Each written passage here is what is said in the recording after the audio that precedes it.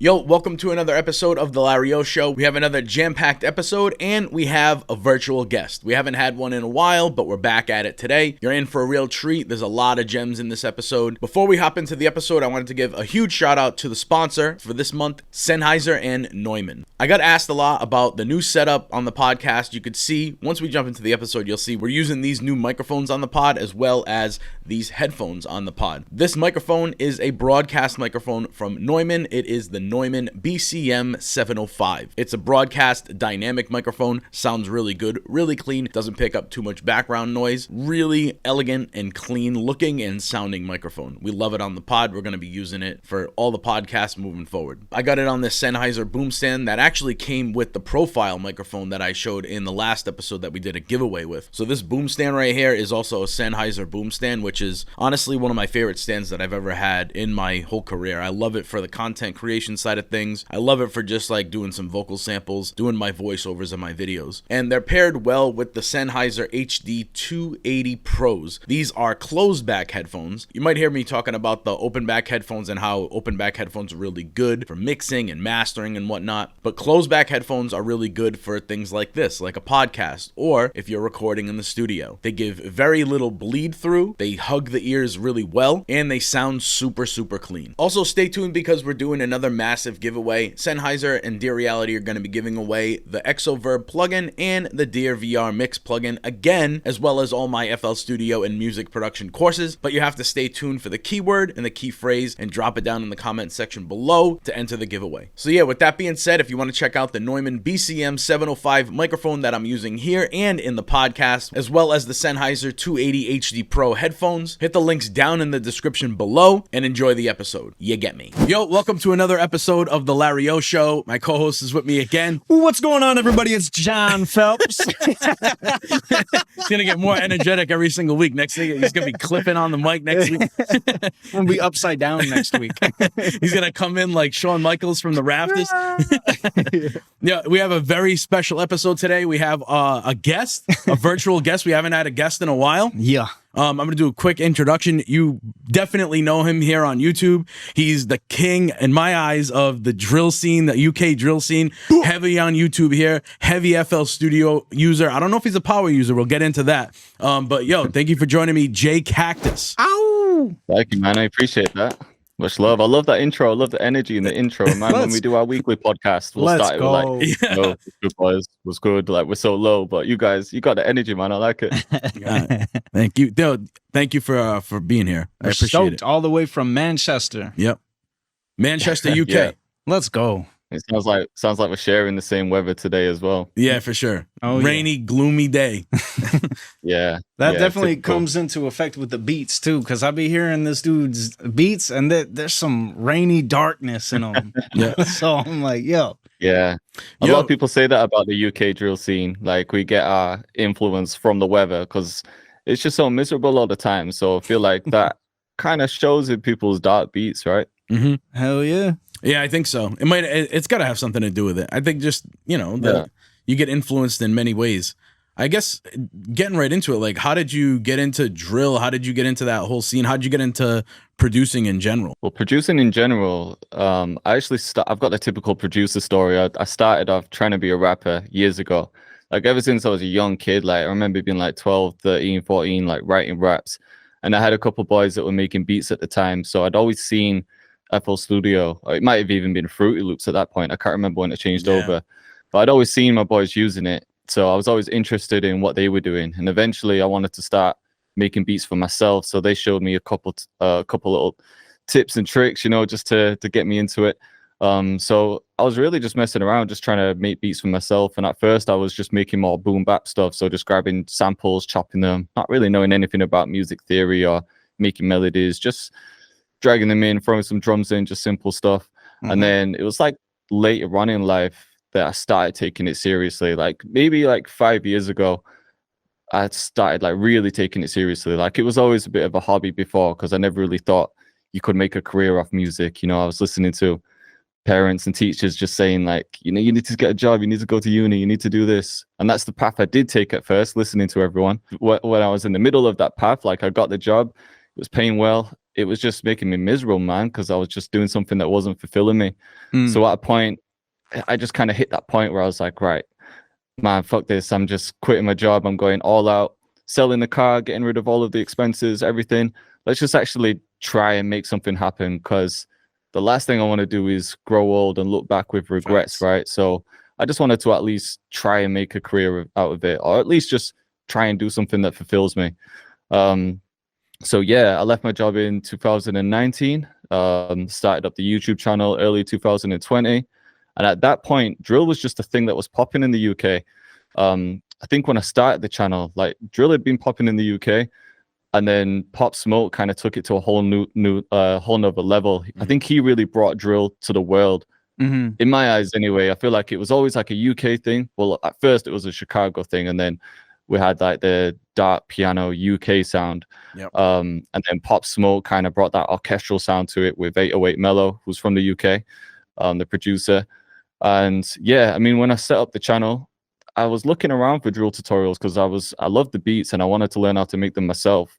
But no one was really doing it consistently. There was a couple people who'd put a few videos out, but no one that was really on it consistently. Just people trying it. So and did you start on YouTube first, just like posting what you were making, or did you start like seeking artists and trying to like cook up beats to sell in a sense, or did you get like right to YouTube? Because I can't remember. I remember like seeing you start to pop on YouTube around, like you said, the 2020 time. You kind of took right off. But was there a time where you would trying to produce for artists beforehand and trying to sell beats beforehand, or did you hop right into the YouTube like tutorial / cook up scene? See, at first, I really wanted to grow a type beat channel. That was my main focus at first, because I'd seen people, I was looking up to people like Solka, rest in peace. I don't know if you know Solka, but I really loved his beats.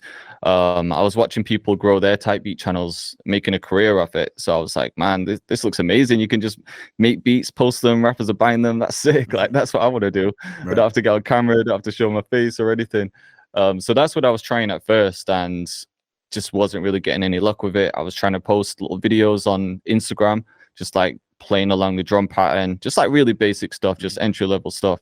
So I was just kind of experimenting with all different styles of content. And then I started the tutorial channel a little bit later than the type beat channel. And those videos started taking off a lot more than the actual beats. So then I was like, man, maybe this could be my lane. And then when I saw that no one was really doing the drill stuff consistently, I just kind of found that as a pocket to fill. And then I sort of carved that space. So I kind of landed it right place at the right time. But yeah, also by experimenting with loads of different styles of content and then just picking the one that was working right and then doubling down on that. Yeah, that's crazy, man. It's the more producers that we talk to, like we had a conversation so far, the guests we've had, Lollipop Beats too, like has a very similar story. Like a lot of producers have that same story, especially the ones that are like you, that are heavy on YouTube, where they tried out a few different things. I guess that's the key, and that's something that I've always like preached to the producer community, is like trying different things until something hits.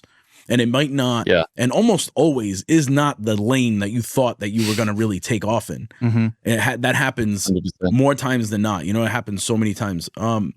I guess, like, as far as FL Studio goes, you said you've been using it for a while. I guess, like, what influenced you to go the FL Studio route versus another DAW? I think it was just from seeing my friends use it. So back when I was trying to be a rapper, I always saw my friends using FL Studio. So when I wanted to learn, it was just natural that they'd show me how to use FL, because it was what they were using. And plus, it was the easiest one to crack. So I feel like that's everyone's answer. It was the easiest one to get your hands on, right? So yeah, I just always seen it from a young age. I think I might have tried. Well, in fact, the first ever thing that I used, not to make beats, but to record vocals, was Cool Edit. Oh, bro, so that's taking it like I'm right there with you. Isn't that crazy? I thought I was like alone in that whole boat, because I have the same exact story. That's what I used to record first, Cool Edit Pro, and then when they got bought by Adobe, it was Adobe Audition. And I think Adobe Audition's still around. It's just not talked about as much. It's a lower. It's more meant for like radio stuff, and I've seen a lot of radio companies, radio stations use it to edit. I think video editors use it as well, just because it connects to like After Effects and Premiere so easily. So comes in that see why they'd use it. Yeah. Like if you get like that giant bundle with everything in it, it just comes with it. Right. So I guess You have a So Jay, I'm curious. So you said you started off making kind of like more boom bap sample oriented beats, and I want to know like what did them early processes look like for you? Like how were you ripping your samples and dropping them in? How were you chopping them? What was the kind of process? Can you even remember it? I was probably getting samples from my friends who were making beats, because I had friends that were really into like just almost like crate digging, like finding the right samples. So they had like folders of just like MP3s on there. So they'd probably I think they were hooking me up with just folders with samples. And then the way I'd chop up was I'd use FPC. It's FPC, right? Oh, wow. Yeah. So I'd pull the sample into Edison, and then I'd just take like micro chops and then load those into the FPC. And then I'd just have some small like drum pad. So just taking like micro chops, almost like Kanye style, just taking like little segments of a sample, loading them into the FPC, and then just playing around with chops. Maybe I'd bring a drum break in and then just chop the sample around that, or do the drums after. Love that. But yeah, it's funny you go in that FPC. direction. It's funny you go in that direction, because if I had to think and guess why you went, it's just kind of like what you stumbled upon, that process I'm talking about, like of going to Edison, doing micro chops, because essentially it's like what you can do in Slicer or Slice X, but you just might have found that first before those other plugins. Sure. It's like one of those things. Yeah. Am I right or wrong? Yeah, 100%. Yeah. No, 100%. And I feel like it just gives you that more authentic style, because it's almost comparing it to the MPC, right? So we'd see, like, I always watched producers like I was a big fan of like Alchemist, DJ Premier, Ninth Wonder, like all these old school heads. So I'd see people using like MPCs, and then maybe the FPC just kind of gave it that vintage feel in a way. Right. And you said you used it, you paired it with a physical drum pad? Yeah, I can't remember which one I was using back then, but I just have some sort of like cheap drum and pads. did you have to like, I remember I tried to do that once, but you know what it was with? It was with a MIDI controller that had some drum pads on it. And I remember the pads not matching up to what FPC had, like the order that it had, because it was essentially using it as a MIDI controller. And when you do that, the pads that were on the MIDI controller were like keyed or mapped to certain keys on the keyboard. So like say an F sharp would be one of the pads. So it didn't map up the same way. And I'm curious, because I never had like a physical just drum pad to map up with FPC. So I'm not sure, like back then, do you remember if it mapped up perfectly, or was it like kind of all over the place, like how the MIDI controller was? It wasn't perfect, and it took me a while to figure out, because it was that same thing, like you'd press the drum pad on the bottom right, and it'd be playing something on the top left. So it took me a while to figure out, because people weren't really making tutorials like that back then. But if you go into the FPC, you'd go to the arrow in like the top left, and then there's this option that says map notes for entire bank, something along those lines. And then you play the drum pads, like you actually press the pad going from the bottom left to the top right, and then it will just map out for you. Oh, that's right. That's right. Say that again, because I got FPC open up right now. What did you say? So can you see where it says like pad 1 out of 32? Pad 1 out of 32. Yep. Yeah, so if you click the down arrow to the right of that, there's an option that says map notes for entire bank. Exactly. So if you click on that, then you'd press the drum pads going from, I think it's from the bottom left to the top right. So then it kind of maps the pads out for you. It recognizes them, and then it should be in order after that. So once you've done that and you've set the cut by, if you set everything to like cut by 1, for example, you can just save that preset, and then next time you load it up, that's good. That's a good FPC gem right there. That's a gem. Yeah. FPC right, slept on. So you got you started off in the boom bap style, right? And then with the drill, I instantly go to like Chief Keef, the Chicago scene, Young Chop. Would you say that like that was kind of like your starting point with the drill sound, and then like Pop just of course blew it up past, like he brought it international, I feel like, for real. Yeah. I'd say like for me in terms of producing, I didn't actually start with the Chief Keef sound. I probably started with the more like the dark piano UK sound. It was around like 5 years ago when I was really starting to take it seriously. That's when I just started getting into drill production as well. And at that time, the dark piano stuff was the main thing in the UK. So that's what I really started with. But producers before that, they were kind of doing a version of the Chief Keef style. Like we had like a group over here called 6-7 who were they were kind of known as the originators of drill, but at the time they were doing more of like the Chief Keef style beats. there's a producer called Carnes Hill who was making beats for them. So he's like one of the OGs. And then I don't actually know who was the first person to switch it up and do like the dark piano sound with the change of hi-hat patterns, you know, that right. I don't actually know who the first person was to do that, but do you? Some of the OGs were like MK the Plug and went on the beat. Those guys always get mentioned.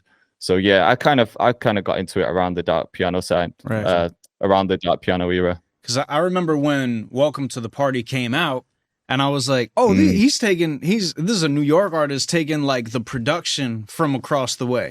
You know what I'm saying? Like that's where I recognized it from, where it was like, it has like that almost like soca rhythm. You know what I'm saying? Like when and it was taken from like, and another thing, the telling part was like the bass where we won't like that that sound was like, so I was like, ooh, that's the UK drill, and this dude's making it popping over here.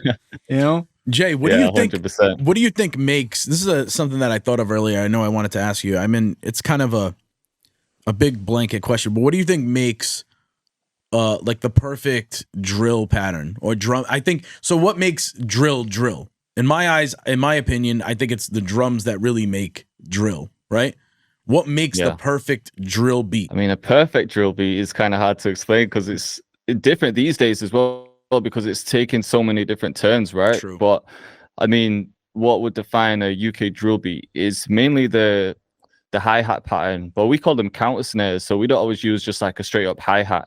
It'll be like a filtered snare, and that would be the main thing. That's the so that type of pattern, that's like the main thing. And then the off snare as well, so you'd have the snare landing on the 3, then the 4, right? So as long as you got those two things, then you're pretty much there with the drill beat. Yeah, I feel like genres are mainly just drums. If we can make it happen, if we can't, we can't. And we can edit stuff.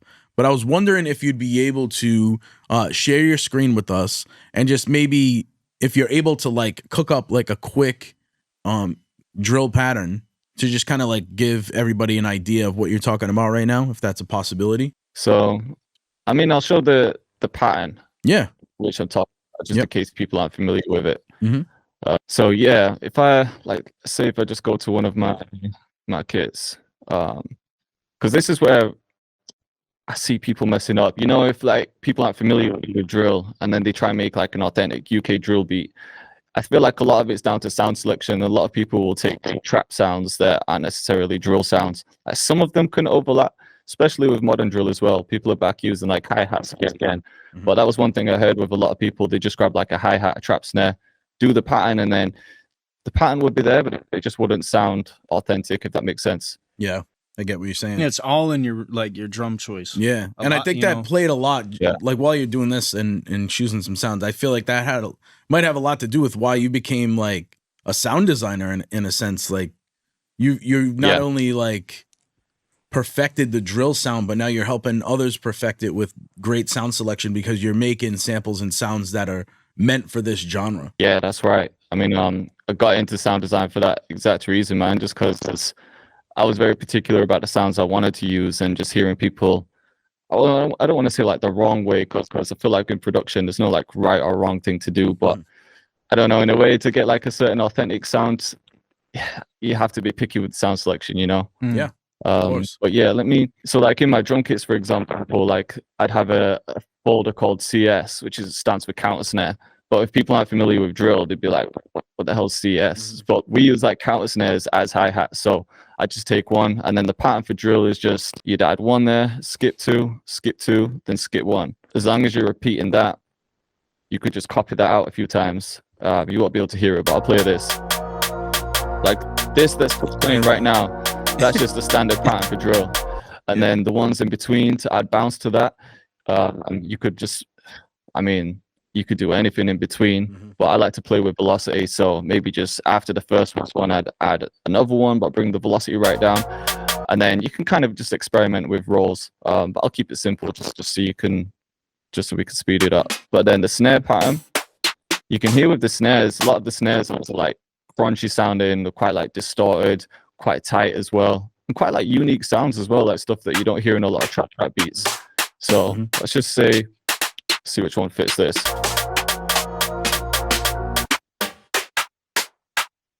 Like we could grab this one, for example. So when I said like the snare and air pattern would be the 3 and the 4, you could just visually do that. So 1, 2, 3, 1, 2, 3, 4. So it'd be like.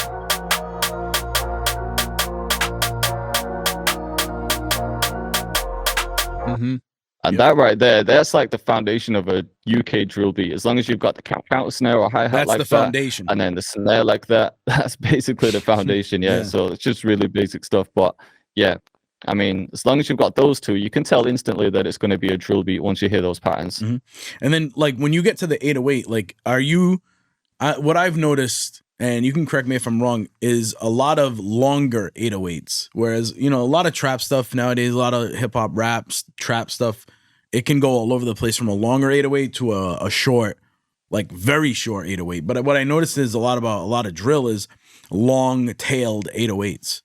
Sort of, yeah. I mean, one common thing that you'll hear is the first 808 will play until the first snare hits. So you'd usually do the method of opening up the envelope and then adjusting it. Like, you know, with trap beats, like sometimes you can just pull in like spins or a Z and you'll just set it to cut itself, and then you can put your pattern in because it doesn't matter so much about the tail of the 808. But with a lot of drill beats, yeah, you don't really have that tail of the 808. You might have it long, but it will cut where you need it to cut, right?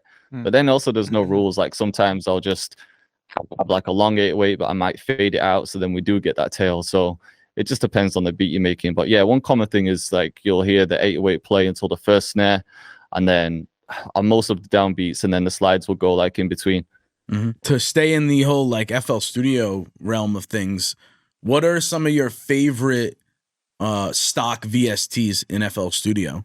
Like maybe like top 2 or top 3 instrument VSTs. I'd say like Flex is up there, although I don't use it enough because I'm such a plugin whore, man. I've got like every plugin you can think of, so I kind of forget about the stock plugins sometimes. But I mean, Flex is incredible. Sakura is really good. I really like Sakura. You could use that for drill beats. You can use it for, they've got like a really clean bass you can use for boom bap beats. Like I feel like Sakura is a really nice one. So I'd probably find myself pulling up those two. What are some of your favorite third parties then? I'd say it depends on the style of beat I'm making. If I'm making something melodic, then usually I'm pulling up either Contact or UVI, something like the World Suite 2, Ethno World in Contact to get those like world instruments, you know. If I'm making something dark, then I find myself pulling up Analog Lab more than anything these days. Like Analog Lab, I just feel like it's just goated. So Analog Lab, Expand 2, even to this day, I still use, especially for pads. And that's like one of the cheapest plugins I bought. I think if you manage to get Expand 2 in a sale, you can get it for like $5 sometimes. Spitfire as well. Like even the labs, they have some really good free plugins. Yeah. So yeah, say those more than anything. Awesome. What got you into like, you know, experimenting with third-party plugins, and was there like a decision why you steered away from doing things stock, or was it just the availability of third parties? Like, I think early on when I wasn't that good, I thought the answer was more equipment. So more plugins, more hardware, like whatever it is. You always think that you're not at the level you need to be because you haven't got the right stuff, right? But that's just from not having the right mindset. But that was me early on, which I'm sure a lot of producers have gone through. You think that in order to be better, you need to have like better headphones, better speakers, better plugins. And that was me. So I'd always be looking out for new plugins, thinking that I'd need more amazing sounds to make my beats better. So I think it was that early on. And then after a while, it's just more to just experiment, right? Just to, because you've used certain plugins so much that you need to spark some inspiration with some new sounds. So yeah, I was in the same boat, bro. I had that mindset for so long. I was like, oh, I got to get this plugin. I got to get Omnisphere. I got to get Nexus back in the day. You know, I have to get these plugins because the producers that I'm seeing are using these plugins. Right. I have all these you know, FL Studio sounds that, you know, I haven't even touched maybe a quarter of them. Right. But yet I think that I have to keep going onto new plugins. I could tell you one thing though, this third-party plugin, it's impossible to replicate and it sounds so good. The RC20. Oh, RC20. RC20 is GOAT status, like S tier third-party plugin. You know who might have an argument for you there? Frank Pohl. Frank Paul. Frank Pohl might have an argument. Frank Paul might be calling in right now. I'm pretty sure he has one. Jay, do you know Frank Pohl? No, I don't. Bro, he creates all the patcher presets, and he can recreate pretty much any plugin. He's crazy with it. I've seen him actually. I think I saw him on your podcast. Yeah. You posted a clip of him on Instagram. Yeah, he's right? nuts. Yep, he was one of the first guests we had, and his skill level with patcher and just understanding plugins and knowing how to like recreate. I'm almost positive because he sent me like his whole bundle. I'm almost positive he sent me RC20, his version of RC20. If anybody can crack the code on that thing, it's him. Yep. But Jay, what about you? You got like a top 3 third party that you Effect plugins or instrument ones? Let's just wide open. Plugins, instruments, whichever. Something that you're always using. I actually did some like short form pieces of content on this recently about like my top 5 VST plugins, like for instrument ones, and then my top 5 effect plugins.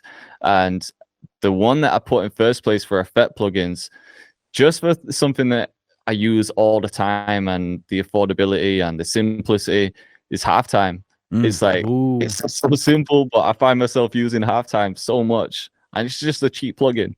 Yeah, obviously it doesn't do as much as some other plugins, but it's just one of those things that it's just easy to pull up.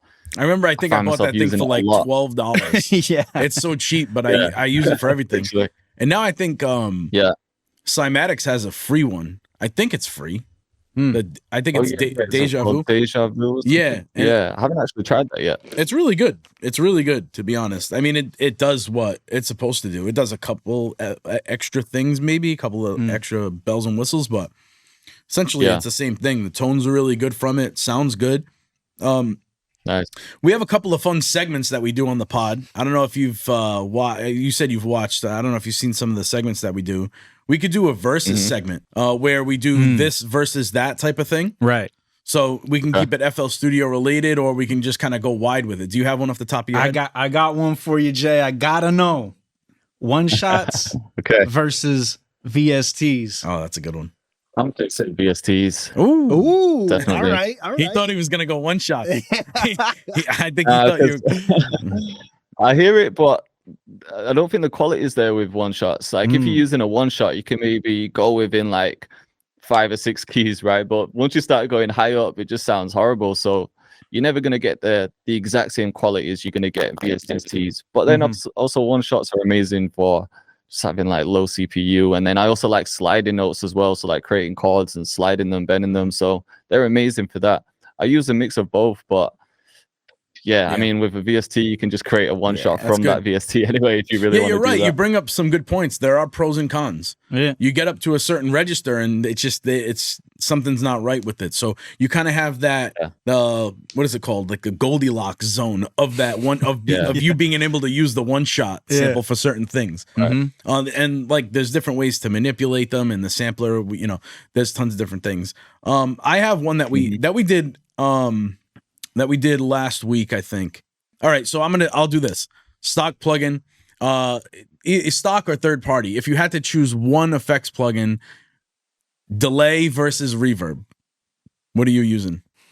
You got one. You can only choose one. Only one. I mean, I'm tempted to say delay. You can create a reverb with that, but I pull up reverb. I pull up reverb way more than delay.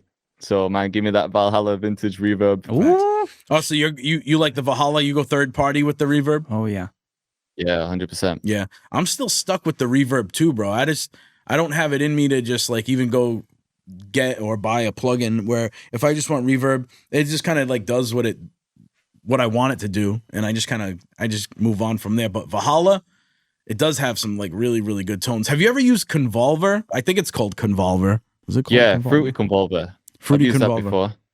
So it's quite slept on. It really is slept on. I mean, you can create like so many different tones with it, and then you can get really, really in depth with it too. What do people do? What are they called?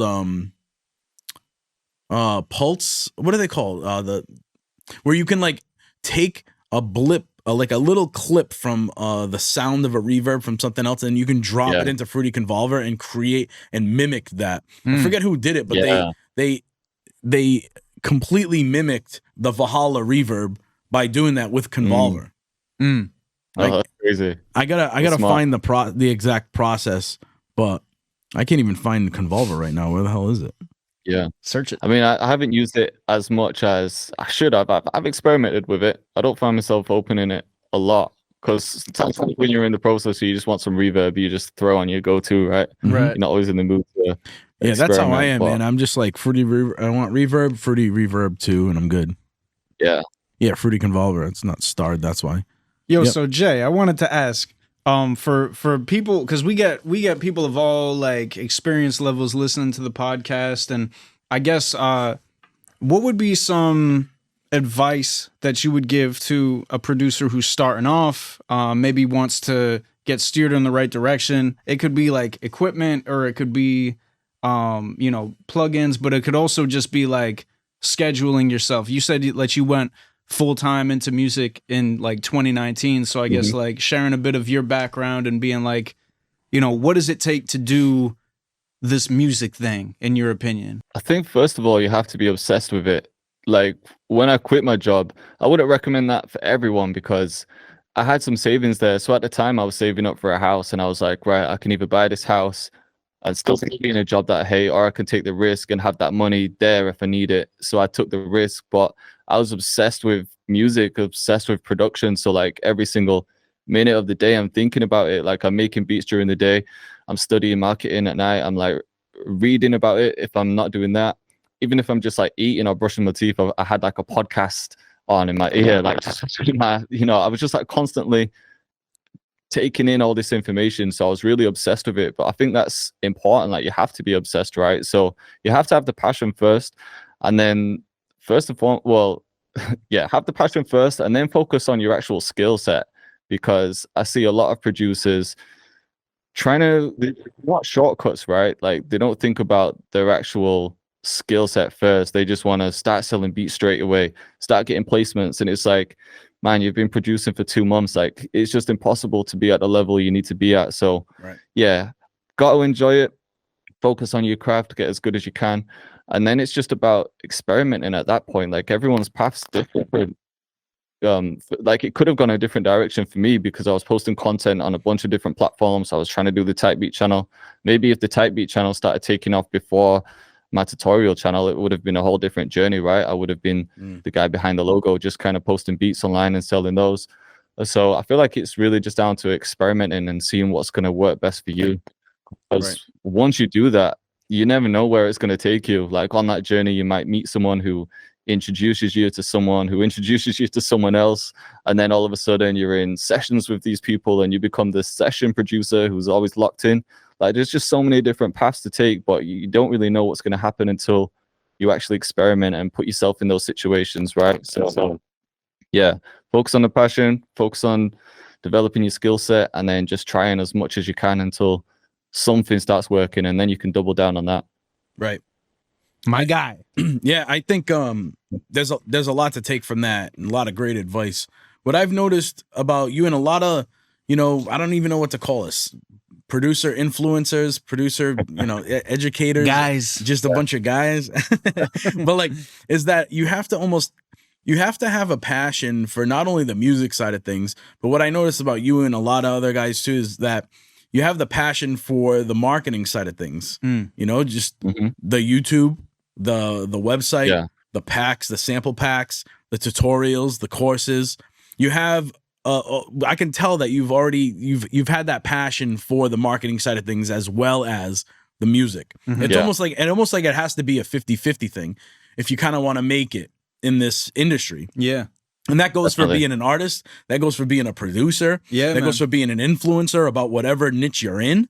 I think you have to have a passion or find a passion for both, or find somebody that also has that passion with you. But that's really hard to come by. You know what I mean? So you kind of have to jump in there. Would you agree with that, Jay? What do you think? Yeah, 100%. I mean, if you're trying to turn it into a business, then it can't just be about the music. You have to be excited about the marketing side as well. Because you can use the marketing side as another form of creativity as well. It doesn't have to be so mundane and boring, right? Like there's certain things that you do in marketing to make it creative, and then you'll see that certain things start to work.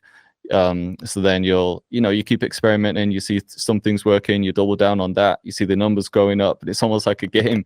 So yeah, I feel like you can make it creative, but you have to enjoy it, like you said. Yep. It's just kind of testing a bunch of things and seeing what works. Just like you said with the YouTube channel, you tried out 2 different styles of YouTube channels, and you tried multiple things, seeing what works, giving something a certain amount of time before you move on to the next. But it's just like anything else, creating content, creating music. It's just being consistent. It's just not stopping. It's just you hear all these people that are successful that just say all you got to do is just not stop. If you just don't stop, it'll eventually happen in some way, because you'll figure out through process of elimination or just trying things out for so long that something hasn't worked for a long period of time, try something new, or have that one thing evolve into something else. Over time, it'll just kind of happen naturally. I think that's what kills a lot of like would-be artists or would-be successful like people in the producer sphere and like who have influence within the thing is, I think what a lot of times gets in the way is the consistency factor. Really, like when you budget your time out, you see how valuable your time really is. And when you're constantly thinking about something, you're looking at the day-to-day routine of what it needs to be in order for you to be successful. And getting down to the nitty-gritty of like, all right, this week I'm testing out this type of content. I'm going to do that for a few weeks and constantly tweaking and watching what the results are like. With the art, the art part of it, you're just making it and you're loving it no matter kind of like what it's like. But with the content, the other side of the brain is like you have to look at what the reviews are like. With the art, you don't give a fuck. You know what I'm saying? You're just like, this is the art. But with the content, you're like, all right, this didn't hit. You know what I mean? It's like you got to think about what's viable, you know, and you got to break it down to a little bit more of a science and see, all right, so what's working for this person, what's working for that person, what's working for me, what didn't work about this piece of content or this video that went up on YouTube, you know. I guess the thumbnail, Jay, you can attest to that. I mean, you've pretty much like you've been doing the YouTube thing heavily, consistently for the entire 5 years that you've been doing this. So I mean, you could attest to that. It's like it can come down to title and thumbnail, which it almost always does. I mean, the content's got to be good. But I mean, when I look at Jay, when I look at your stuff, your titles are always really good, your thumbnails are always really good, and the content is always really good. Do you have like how long did it take you to kind of like perfect that? I mean, there's no perfecting it because you might have one video do better than another ones, and sometimes you can't really tell what went wrong with a video. But I guess like what advice can you give to somebody that's maybe starting out on YouTube as a producer? Because there's a lot of producers that want to get their content out there, and YouTube is a great platform to do it. I would say for YouTube, there's a couple of things you could think about, but it will, at the end of the day, it will boil down to consistency and how much work you're willing to put in, right? Like, yeah, there's certain techniques you can use. Like when I first started, I was using tools like TubeBuddy and vidIQ to actually figure out what people are searching for. So that's like a good thing you can start with, just to figure out what keywords people are actually typing in. But you don't want to use that religiously, because you also want to make sure that you're making the stuff that you like to make. Because if you just base your whole channel on making stuff that you think other people are just searching for or they're gonna like, but you hate doing it yourself, there's no way you're gonna keep that up. You're gonna get tired, right? So there has to be a balance between the stuff that you enjoy doing and then how you're gonna cater to an audience like that. So yeah, you can use TubeBuddy and vidIQ to figure out keywords. So that can help you with topics. Then for thumbnails, it can take a bit of time to get good at Photoshop and figure out what works. But you know, go back to like my early thumbnails, they were pretty shit, and then I figured out how to use Photoshop a bit better. And then you'll start browsing through YouTube, and then you'll see what catches your attention. Like sometimes I'll just do that. I'll just scroll down the homepage of YouTube. I'm like, that one just jumped out at me. Why did that jump out at me? Could be something not even music related, but it's like, well, the colors are so vibrant. There's a lot of saturation. He's like really close up. His eyes are looking at me. You start to understand like what things grab your attention, and then you can implement that into your own designs, right? So that's one thing you can think about. And then, you know, once you start getting a bit more advanced, you can also A/B test thumbnails as well. Like YouTube are rolling this out to some users, but if you have TubeBuddy, for example, if you have like their top plan, I can't remember how much it is, but they actually allow A/B testing. So I still do that sometimes. Like if I'm unsure about 2 thumbnails, I'll just run with one and then run it through TubeBuddy, do it over 14 days, see which one performs better, awesome. go with that. If that one's still not performing right, maybe I'll change something else, even if it's just something subtle. Like you don't have to change the whole thumbnail, but maybe you've got 2 pictures of you. One of them is you looking away, one of them is you looking at the camera. Test those 2, see which one performs better. It's crazy. And then after that, test something like the background color. Is red going to work better or is blue going to work better? So there's so many different variables you could test, but the important thing is to just test like one specific thing at a time instead of just because if you're testing that against something completely different, it's a bit hard to figure out what worked in that test, right? So that's another thing you can do. But I mean, just like I was saying earlier, it kind of just boils down to the consistency, because one thing I've noticed with a lot of producers and artists or anyone trying to do anything is just they don't have the patience, and they have one of the worst personality traits, I feel like, and it's entitlement, right? So you see this all the time with artists and producers. They think, okay, just because I've made music, like I expect everyone to listen to it, and if they don't listen to it, I'm almost offended that you haven't listened to my music. And that's really what these people are thinking, like, just because of my music, everyone should be taking it in. But it's just so wrong to think like that. Like, there's so much other shit out there for people to consume. Like, why would they care about your stuff, right? So I mean, you really have to have patience and put the work in. That's what it all boils down to. For real. Now, with the consistency thing, what I love about the word consistency is that it can be a time thing. So like consistently uploading weekly or bi-weekly or daily. And then there's also the consistency of your quality. So I think what I want to get down to with you, Jay, is like, what's sort of like your sweet spot that you've kind of slid into over time? Have you always been on the same upload schedule, or did you try a bunch of different stuff out? Yeah, so in the beginning, I was just testing stuff. I was just putting out like 1 a week, and then I quickly changed to 2 a week because I wanted to pick something that I know I could stick to. So at first I picked Tuesday and Thursday just because I knew I could film on Mondays and get that up for the next day, and then I could film on Wednesdays and get that up for the next day, right? So that was the only reason I kind of picked that schedule. But then I just stuck to that. Like, I never missed an upload. And like, if you go back through my channel, I had those 2 videos a week for years. Like, and then it was only at the beginning of this year that I actually changed my plan, because I found that I was focusing so much on the long form style of content that I wasn't paying attention to short form as much as I should be. So I kind of changed strategies this year. And then I was aiming to post this daily short form and just do the 1 YouTube video every Tuesday. I haven't, like, there's been like a couple of days where I've missed the daily upload, but because YouTube's always been my main thing, and like, right, as long as I'm consistent as hell on YouTube, then I feel like I'm doing the right thing, you know? But yeah, it was always Tuesdays and Thursdays. That was always the thing. And then people start looking forward to your videos as well. Like, if you have this schedule, and I do premieres for all of my YouTubes, for example. So people kind of look forward to just getting that 10 minutes where they can talk to you, ask you questions, and just become part of the community. Yeah, I like that feature as well. I do that with the pod, and I like it. It's awesome. Just kind of chatting in there. And, it's cool, man. Consistency is everything. I wanted to take just a quick minute. We're gonna do I don't know if you keyword. We got to do the keyword. We forgot. Well, I'll announce the winners to last week's episode real quick, and then we'll have Jay announce the keyword or the key phrase. So Jay, if you want to take a second, think of the keyword, and then when I'm done announcing the winners to last week, we'll drop the keyword for this week, and then we can get right back into the pod. All right. Just any word, right? Yeah, it can be literally any word you want.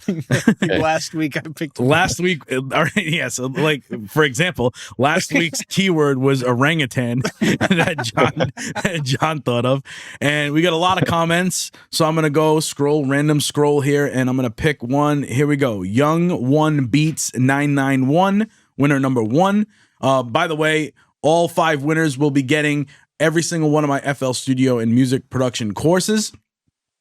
So that's winner number 1. And the 5th winner is going to be getting 2 plugins from Dear Reality. So shout out again to Dear Reality and Sennheiser for sponsoring the podcast for this month. I believe this is the last episode they're sponsoring. So yeah, thank you. Shout out to Sennheiser and Dear Reality. Like I said, winner number 5 is going to be getting the 2 plugins. It's going to be the Exoverb plugin and the Dear VR mix plugin. All right, winner number 2, Scroll, random scroll. All right, this one is TTTOOONI. Winner number 2, congrats. Winner number 3, Empty Tomb Prod. Empty Tomb Prod, winner number 3. Winner number 4, Scroll. This one is Trendy Hosting 9735. What was that? Winner number 4? That was 4. That was 4. All right. Winner number 5, the winner of all the courses and the Dear Reality plugins. Tanny7. Tanny TNTANN 7. What was Congratulations. What did they say in the They just said orangutan. No, hard in B. I don't know what that means. Oh, hard in B. Remember when you said what we were talking hard about? in B? Yeah. Yep. Okay. Because you asked me versus you said would you rather do rap or R&B? Mm-hmm.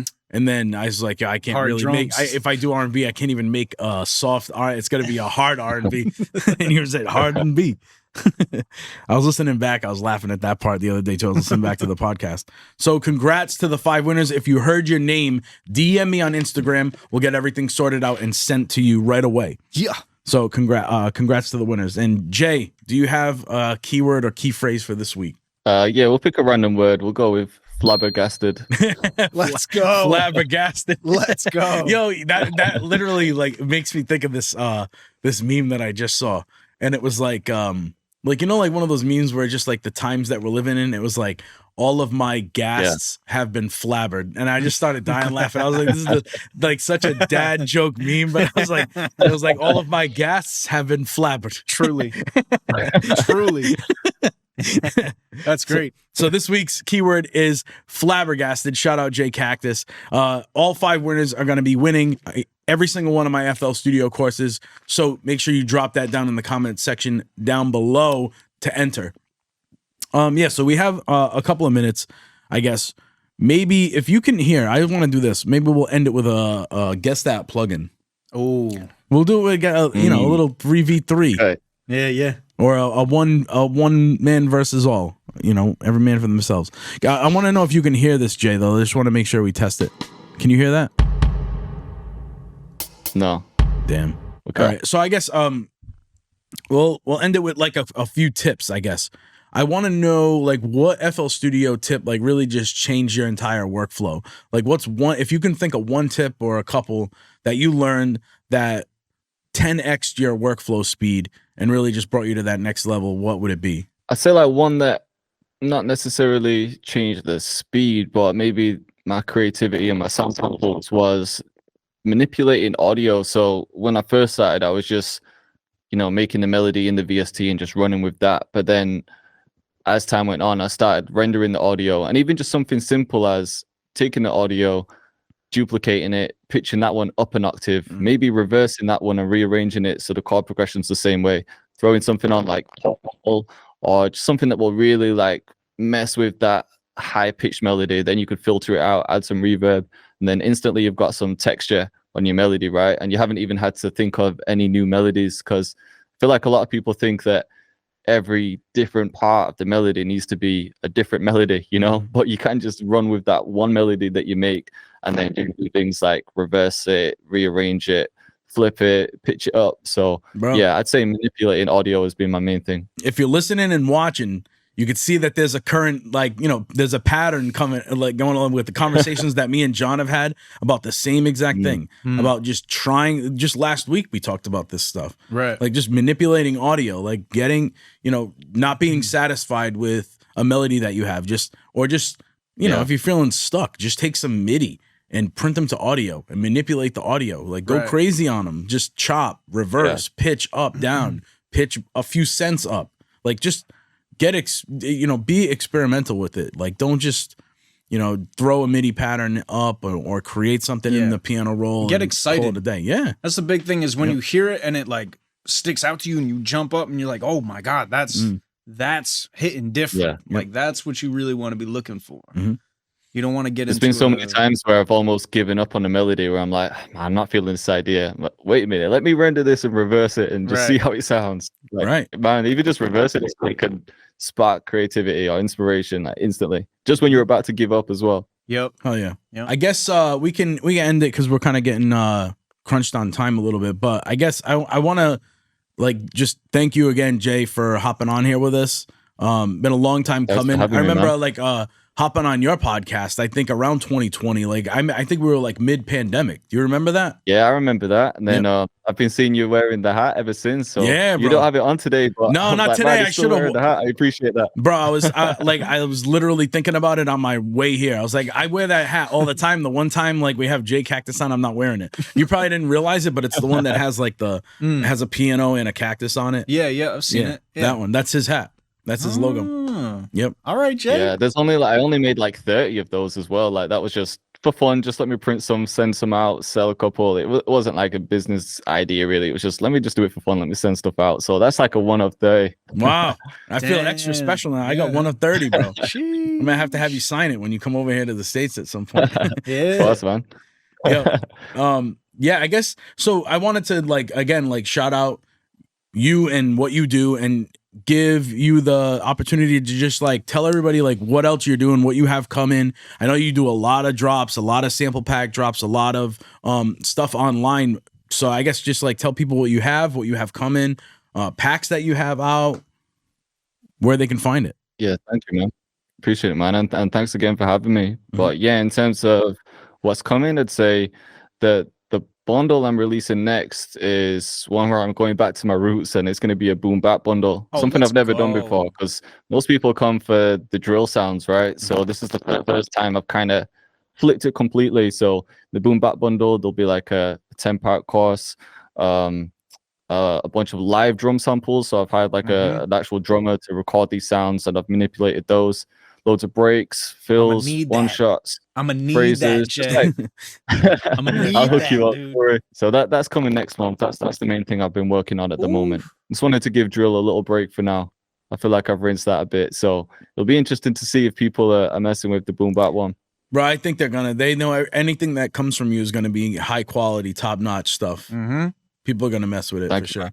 And it's the people that I think that you focus on too, like your audience, I don't think they're only making drill. Like people will just want to make they want to make as much as they can, you know? And I think you chose a good genre or a subgenre to kind of like, you know, pivot a little bit. Because I think that a lot of people that make drill also make boom bap. I think I've done some boom bap tutorials on the channel, and they've surprisingly done really well. So that's what made me think, all right, maybe I can go back to my roots a bit and do something down this lane. I think what you like, people will like, because you're passionate about what you do, you're good at what you do, and you have a lot of good information, and people just always connect with it. Thank you, man. Appreciate that. The same goes to you too. Thanks, man. Well, again, thank you for hopping on with us. It was a pleasure.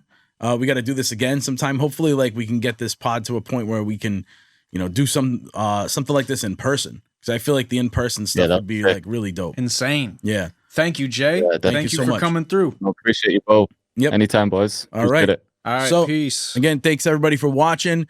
Please, if you haven't, make sure you like, comment, subscribe, and as always, share this with a friend if you get me. Get me.